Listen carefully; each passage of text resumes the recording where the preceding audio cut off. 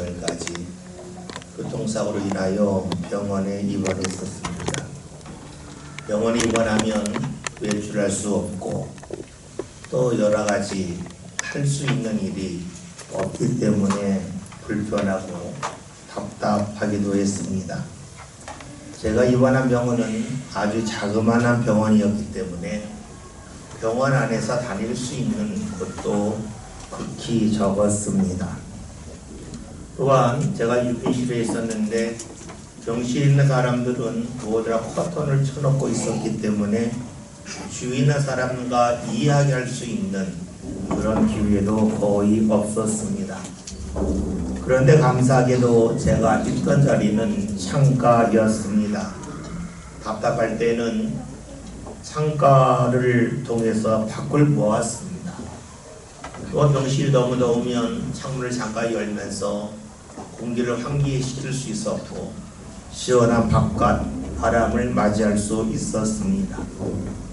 같은 공간이지만 창문이 있느냐 없느냐에 따라서 답답함이 커질 수도 있고 답답함에서 벗어날 수도 있습니다. 제가 불가병원에 5일밖에 있지 않았지만 만약에 50일 있었다면 어떨까 하는 생각을 해보았습니다. 창문이 없는 데서 50일을 있으라고 그랬으면 부쩍이나 힘들었을 겁니다. 창문을 통해서 밖을 보면 답답함에서 벗어날 수 있지만 창문이 없다면 너무 힘들기 때문이지요. 저희 아버지는 1933년생이니까 한국 나이로 올해 93세입니다.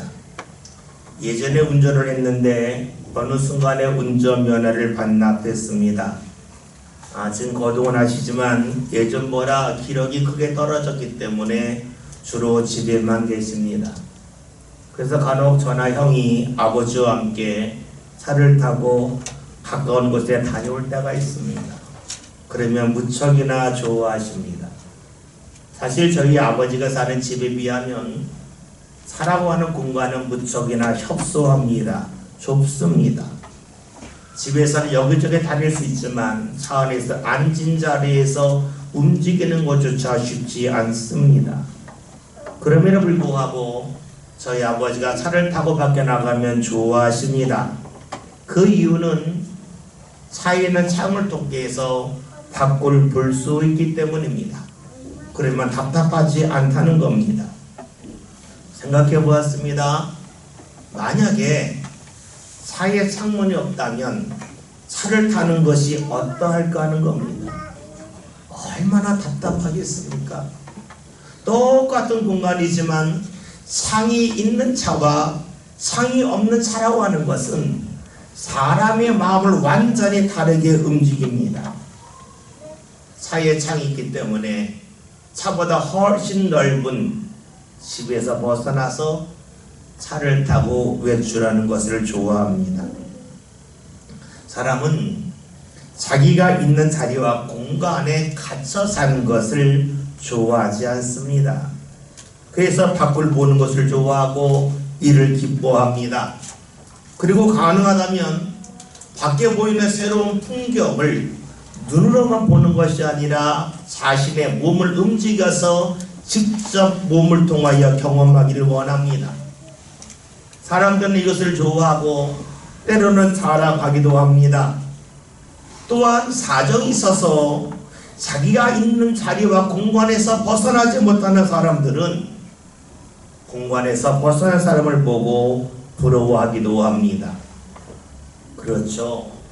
사람은 특정한 자리에 갇혀 사는 것, 삶의 자리가 한정적인 것을 원하지 않습니다. 확대되기를 원하고 있습니다. 그러면 사람의 몸만 그렇겠습니까? 사람의 생각과 마음은 어떠하겠습니까? 우리의 몸이 특정한 공간 안에서 벗어나지 못하면 답답하다고 하는데 우리의 생각과 마음이 특정한 범위에서 벗어나지 못하면 어떠하겠습니까? 즉 내가 지금까지 생각하고 경험한 데에서 벗어나지 못하고 거기에 갇혀 산다면 사람의 삶은 얼마나 답답하겠습니까? 우리의 몸을 생각한다면 우리의 마음과 생각이 특정한 영역에서 벗어나지 못하는 것은 매우 답답한 일일 수밖에 없습니다. 그런데 묻게 됩니다. 실제로 그러한가 하는 겁니다. 내 마음과 내 생각과 내 경험에서 벗어나는 일이 다가올 때에 우리는 기뻐하는가 두려워하는가 하는 겁니다. 사람들은 내 생각과 경험에서 벗어난 일을 보고 즐겨하기보다는 오히려 두려워합니다. 사람은 낯선 생각에 대하여 두려워합니다. 낯설다고 하는 것은 익숙하지 않다는 것이고, 익숙하지 않다는 것은 통제할 수 없다는 것이고, 통제할 수 없을 때 사람의 마음은 불안으로 채워지게 되어져 있습니다. 그래서 누군가 나에게 내가 지금까지 생각해보지 못했던 말을 하거나 그러한 이야기를 할 때에 사람들은 내가 새로운 세계를 가는구나 하면서 기뻐하고 즐거워하기보다는 오히려 분노합니다. 두렵기 때문입니다. 왜 그렇습니까?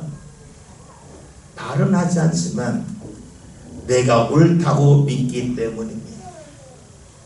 지금까지 내가 생각하고 경험하지 못한 그런 일들이 나타날 때에 이번에 내가 더 넓은 세계로 갈 수 있는 기회라고 여기면 얼마나 좋겠습니까? 근데 많은 사람들은 그러면 내가 지금까지 잘못 살았단 말이야? 내가 산 게 뭐야? 하면서 오히려 분노하고 불쾌해합니다. 사람의 몸은 특정한 지역에서 벗어나기를 원하고 있지만 사람의 생각과 마음은 벗어나려 하지 않고 내 것을 지키려 합니다. 여러분, 그런데 우리의 생각과 경험이 더 이상 지켜지지 않고 무너지는 때가 있습니다. 언제입니까? 사랑할 때입니다. 사랑할 때 특징은 내 것을 누군가에게 자꾸 주려고 한다는 겁니다. 달라고 말하지 않아도 주려고 합니다. 그것이 좋기 때문이죠. 준다고 하는 것은 누군가의 것을 빼앗아 주는 것이 아니라 내 것을 줍니다. 내 것을 준다고 하는 것은 소유로 말하면 내 것을 포기하는 것이 되겠지요. 우리 사랑하면 무언가 준다 그럴 때에 물질을 쉽게 생각하게 됩니다. 그런데 사랑하면 물질만 주는 게 아닙니다. 물질만 포기하는 것이 아닙니다. 내 생각을, 내 경험을 포기합니다. 우리 무언가 할 때에 몸이 힘들어서 못해요. 시간이 없어서 못해요. 돈이 없어서 못해요. 라고 하는 이야기를 할 수가 있습니다. 그런데 누군가 사랑하면 달라져요. 힘든 대로 해요. 그리고 때로는 시간이 없으면 시간을 만들어서 해요. 물질이 부족하면 다른 데서 사용할 물질을 아꼈다가 그를 위해 사용을 합니다. 무엇을 말할까요? 사랑하기 전에는 힘들어서 어려워서 못했는데 사랑하면 하게 되는 겁니다. 사랑하기 전에는 내가 생각해보니까 할 수 없어, 내 경험적으로 이것은 있을 수 없어 라고 단정적으로 말하지만 사랑하면 그것이 무너지게 되어져 있습니다. 사실 사랑이 눈에는 안 보이잖아요. 그러나 우리는 알죠. 사랑하면 그 사람이 달라져요. 그리고 그를 통하여 이 사람이 무언가 사랑하고 있구나 하는 것을 알게 됩니다. 또다시 보면 사랑을 많이 하면 할수록 주는 게 많아져요. 다시 말하면 포기하는 게 많아져요. 이것을 물질이 아닌 생각과 경험으로 보면 내가 경험적으로 할 수 없었던 일, 생각으로 마다했던 일을 할지라도 사랑을 크게 하면 많이 달라지고 사랑을 적게 하면 적게 달라집니다. 그렇습니다. 사랑하면 내 것을 줍니다. 내 것을 포기합니다. 내 것을 버리지요. 오늘 말씀을 이런 눈으로 볼 필요가 있습니다. 13절 함께 봅니다. 사람이 친구를 위하여 자기 목숨을 버리면 이보다 더 큰 사랑이 없나니. 아멘. 우리가 요한복음 15장에 말씀을 보았는데 요한복음 13장부터 17장은 예수님이 십자가 달리시기 전날 밤에 제자들에게 하신 말씀입니다. 다시 말하면 예수님이 십자가를 지고 죽기 전에 제자들에게 하신 말씀입니다. 우리는 예수님의 말씀에 힘이 있다고 합니다. 그 이유가 어디 있을까요?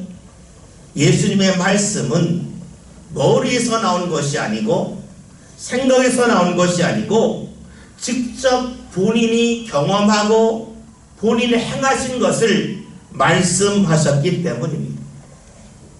즉 예수님의 말씀은 삶과 동떨어져 있지 않고 삶과 연결되어 있는 것이 특징이지요. 13절에 있는 말씀을 보면 예수님이 말씀하시기를 자기 친구를 위하여 자기의 목숨을 버리면 이보다 더 큰 사랑이 없다고 말씀하고 있습니다. 다시 말하면 친구를 위하여 자신의 목숨을 버리는 것이 가장 큰 사랑이라고 말씀하고 계시지요. 그래요. 사랑하면 무언가 줘요. 사랑이 커지면 커질수록 주는 부분이 많아집니다. 사람이 줄 수 있는 가장 마지막에 있는 것이 바로 생명, 목숨입니다. 따라서 목숨을 준다고 하는 것은 가장 큰 사랑이라고 말할 수가 있습니다. 그러면 예수님이 왜 지금 이런 말씀을 제자들에게 하고 계실까요? 그 이유는 예수님이 제자들에게 가장 큰 사랑을 주시기 위함입니다. 이제 이날 밤이 지나면 예수님은 십자가를 지시게 됩니다. 십자가에 달리게 됩니다. 십자가에서 고난을 당하시다 죽게 됩니다. 그런데 예수님은 이를 마다하지 않습니다. 이유가 어디 있습니까? 사랑하기 때문입니다. 사랑하기 때문에 목숨과 생명을 주겠다 하는 겁니다. 그런데 우리가 여기서 주의해야 될 것이 있습니다. 죽음에 대한 평가는 어떻게 죽느냐에 있지 않다는 겁니다. 어떻게 살다가 죽었느냐에 있다는 것이지요. 우리가 잘 알고 있는 이순신 장군은 노량해전에서 일본군의 총에 맞아 죽었습니다. 그런데 생각해보면 그 전쟁에서 총에 맞아 죽은 것은 이순신 장군 한 분이 아닙니다. 수도 없이 많은 사람이 총에 맞아 죽었습니다. 그런데 우리는 총에 맞아 죽은 수많은 사람에 대한 기억은 하려고 하지 않고 왜 이순신 장군에 대해서만 기억하겠습니까? 그가 장군이기 때문입니까? 그러하지 않죠. 그가 죽기 전에 숭고한 삶을 살았기 때문입니다.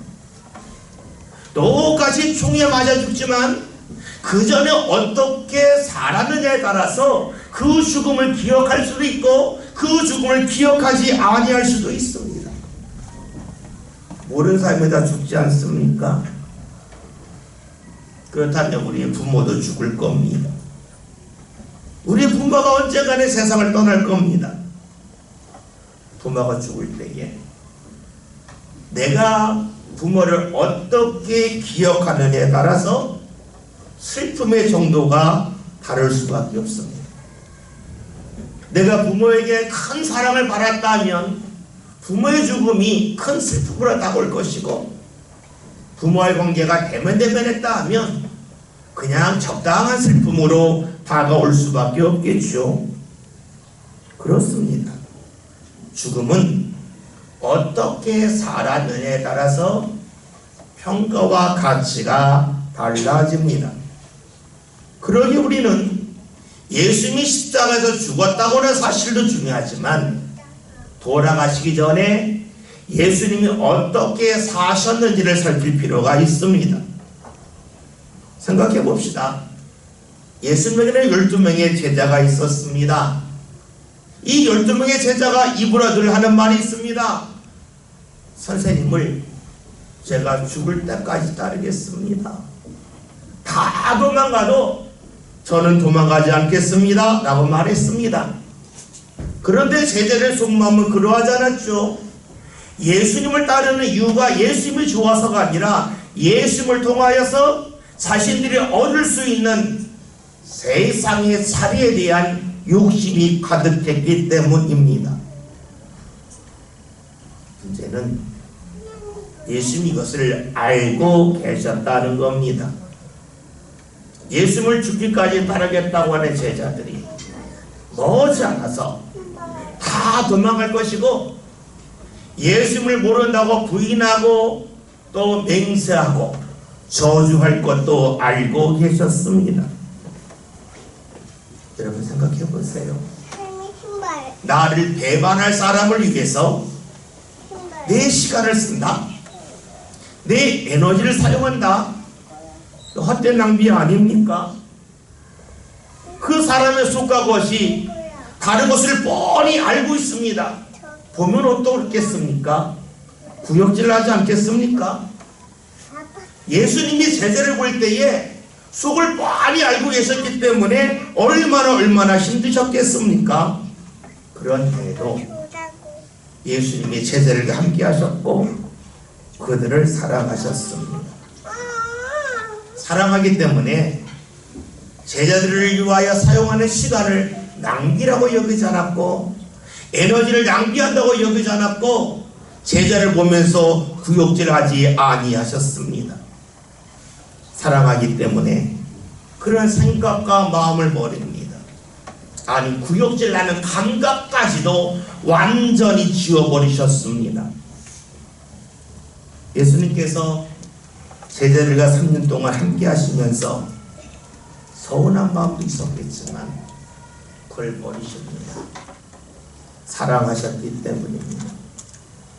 여러분 서운했던 마음이 사랑하면 안타까움으로 뒤바뀝니다. 우리 살아가면서 사랑한다고 말하지만 나를 버리지 못합니다. 원래 사랑은 주는 거예요. 준다고 하는 것은 나를 버리는 것이고 나를 포기하는 것이죠. 근데 우리는 내가 사랑하는 대상이 내가 원하는 방향으로 움직이기를 상당히 많이 기대합니다. 그리고 그 기대를 상대가 충족하지 못하면 서운한 마음이 들지요. 때로 화가 나고 때로는 원망스럽기도 합니다. 이때 물을 것이 있습니다. 정말로 사랑하는가 아닐까? 사랑의 특징은 버림이 있습니다. 다시 말하면 서운함, 원망, 불평이 사라집니다. 상대에게 왜 그것밖에 못해? 내게 한 게 얼만데? 하면서 나의 공로를 내세운다면 엄밀하게 말해서 나를 버리지 못한 겁니다. 그런데 상대를 향하여서 안타까운 마음이 생긴다면 그것은 사랑입니다. 예수님은 제자를 보면서 서운해하지 않습니다. 원망하지도 않습니다. 그들을 향하여 이렇게밖에 할 수 없는 너희들의 능력이 너무나 부족하구나 인정하시면서 안타까워하셨습니다. 그러기에 제자들을 배척하지 않고 멀리하지 않고 제자들을 위하여 자신의 목숨까지 내어줍니다. 할 수 있는 최고의 사랑을 하시지요. 그런 사랑을 준비하고 계신 예수님께서 말씀하십니다. 14절 보겠습니다. 너희는 내가 명하는 대로 행하면 곧 나의 친구라. 우리 말씀을 보면서 두 가지 놀라게 됩니다. 첫째는 14절 말씀이 13절보다 뒤에 있다는 겁니다. 14절에서 내가 명하는 대로면 내 친구라는 말씀이 있고 13절에서 친구를 위하여 자기의 목숨을 버리는 것이 가장 큰 사랑이라고 말씀하셨잖아요. 근데 원래 우리의 생각대로 한다면 내 말대로 하려는 친구를 위해서라면 내가 내 목숨을 버리는 가장 큰 사랑을 할 수 있다가 이것이 맞아요. 예수님 거꾸로 말씀하셔요. 가장 큰 사랑을 하겠다. 너희를 하겠다. 근데 네가 내 친구니까 내가 말한 것을 들어야 되지 않겠냐라고 말씀하고 계시지요. 또 하나 놀라는 것은 명령한다는 말씀이에요. 친구는 평등의 관계죠. 평등의 관계라면 명령하면 안 되잖아요. 명령은 수직의 관계예요. 그런데 예수님은 왜 친구라고 말씀하시면서 명령이란 말씀을 하실까? 우리는 이해하기 어렵습니다.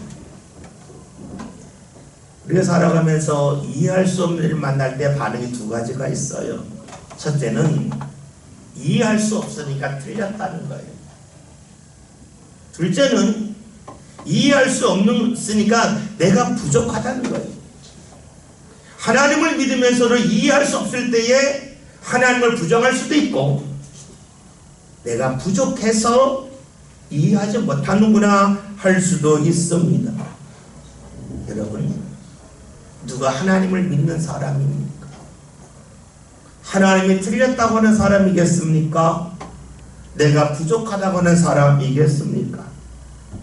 우리의 삶을 한번 돌아봅시다.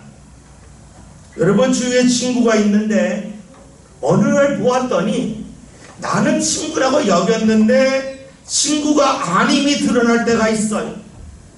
나는 친구라고 여기고 믿고 살아왔는데 어느 날 그 친구 하는 걸 보았더니 그 친구는 나를 친구로 여기지 않았던 거예요.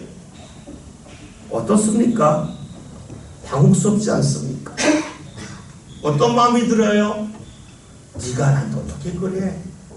처음에 그런 마음이 들고 그 다음에는 내가 사람을 잘못 봤지, 내가 잘못한 거야 하지 않습니까? 근데 이것은 친구에게만 해당되는 건 아니에요. 부모와 자녀도 마찬가지. 부모는 자녀를 자녀라고 여겼는데 자녀는 부모를 부모로 여기지 아니할 수도 있어요. 거꾸로일 때도 있어요. 자녀는 부모를 부모라고 여겼는데 부모는 자녀를 자녀답게 여기지 아니할 수도 있어요. 어떻습니까? 매우 당혹스러울 수밖에 없어요. 그런데 반대의 경우도 있어요. 내가 맞이하는 사람을 나는 하찮게 여기고 중요하게 여기지 않았는데 어느 날 보았더니 그 사람이 나를 매우 귀중히 여기고 나를 많이 생각하고 있음이 드러날 때가 있습니다. 그때 보면 알죠. 저 사람은 늘 그랬는데 내가 몰랐구나 하는 것입니다. 이것은 부모와 자녀 관계도 마찬가지예요. 우리 부모가 왜 그래? 늘 불평에 가르쳤는데 어느 날 보았더니 부모가 나를 정말로 사랑함을 알 때가 있어요. 자녀도 마찬가지죠. 부모가 볼 때에 내 자녀가 왜 나한테 이것밖에 못해? 나는 마음을 갖고 대했지만 어느 날 보았더니 자녀가 그렇게 하기까지 얼마나 많은 수고와 얼마나 많은 노력을 했는지가 드러날 때가 있습니다. 그때 드는 마음이 무엇입니까? 미안함이죠. 고마움이죠. 그리고 그 미안함과 고마움이 자리 잡을 때에 그 다음부터는 눈에 보이는 대로 판단하지 않습니다. 이해할 수 없는 일을 해도 이유가 있겠지, 이유가 있으니까 이렇겠지 하고 받아들입니다. 서운한 마음이 있어도 사정이 있을 거야. 그러니까 그렇겠지 라고 판단을 불이하고 뒤로 미룹니다. 14절의 말씀이 그런 말씀입니다.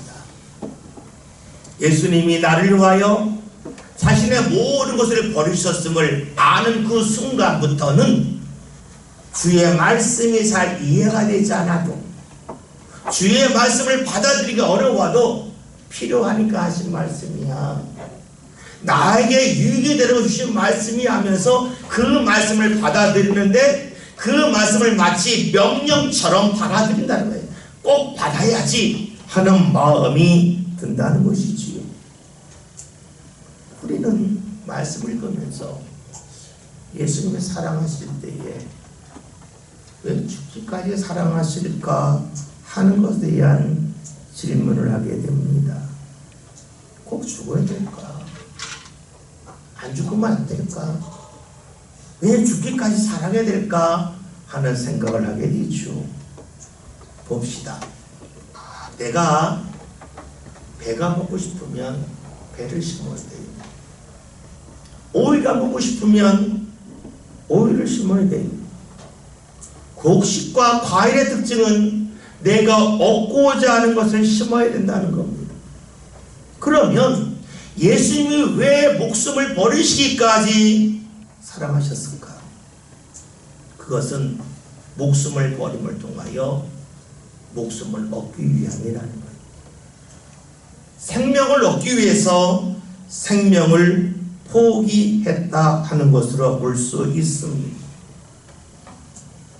그러면 예수님께서 자신의 생명을 버리심을 통하여 우리에게 과연 원하신 것이 무엇일까 하는 겁니다. 어떤 생명을 원하셨을까 하는 거지요. 15절 함께 봅시다. 이제부터는 너희를 중요하지 아니하니 죽은 주인이 하는 것을 알지 못하니라. 너희를 친구라 하였으니 내가 내 아버지께 들은 것을 다 너희에게 알게 하였습니다. 아멘. 주님이 하신 말씀이 겁니다. 내가 너희를 사랑하고 너희가 그 사랑을 받아들여서 너와 나의 관계가 정말로 친구의 관계였는데만 너희에게는 유익이 있다는 겁니다. 그것이 무엇이냐면 하나님의 것을 너에게 그대로 전해주겠다라고 말씀하고 있습니다. 하나님을 알게 한다고 하는 것은 하나님의 것을 전해준다라고 볼 수가 있겠죠. 그래요. 예수님께서 우리에게 원하신 것은 우리와 하나님이 연결되는 겁니다.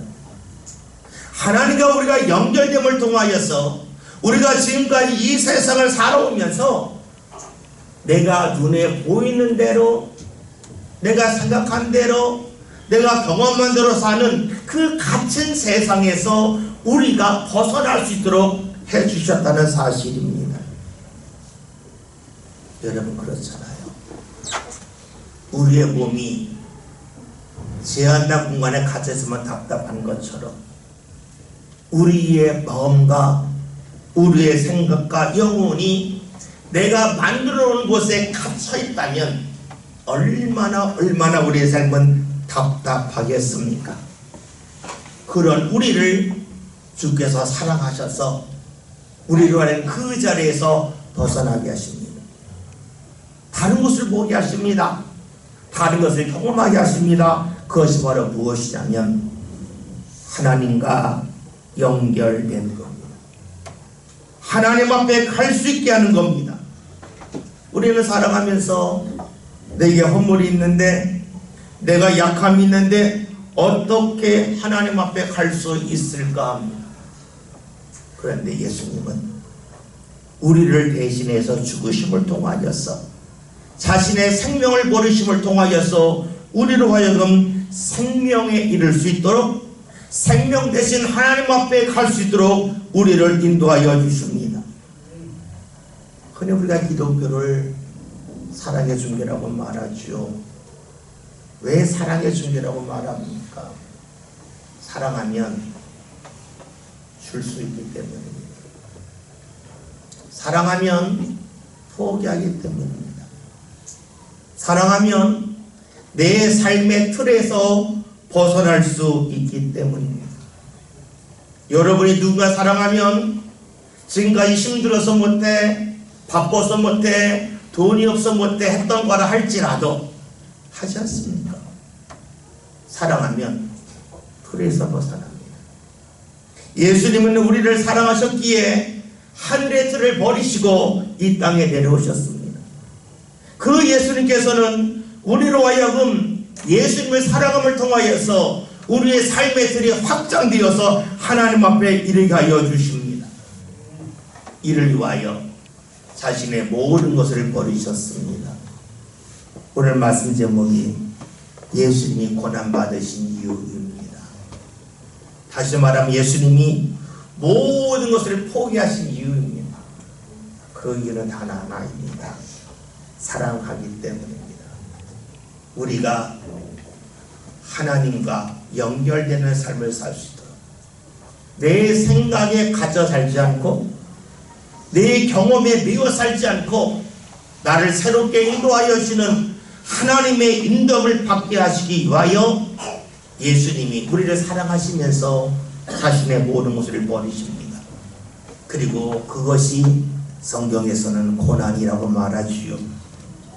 우리가 흔히 말합니다. 세상에서 가장 가치 있는 것이 사랑이라고 말해요. 왜냐하면 사랑할 때에 새로운 것을 볼 수 있고 새로운 것을 경험할 수 있기 때문입니다. 예수님은 우리를 사랑하셔서 고난받으셨습니다. 그 예수님의 사랑을 우리가 받아들이고 그 사랑을 느끼는 저와 여러분 꼭 되었으면 좋겠습니다. 그래서 주께서 주시는 말씀과 인도하심이 때로는 이해하기 힘들어도 여러분이 멀리하거나 포기하지 않고 그래 나를 위함이야, 나를 새롭게 하기 위함이야, 나에게 하나님의 역사를 경험하게 하기 위함이라고 하는 그 믿음 가운데 주의 말씀을 붙잡을 수 있는 저와 여러분 다 되시기를 바랍니다. 기도합니다. 살아계신 하나님, 사랑하면 주고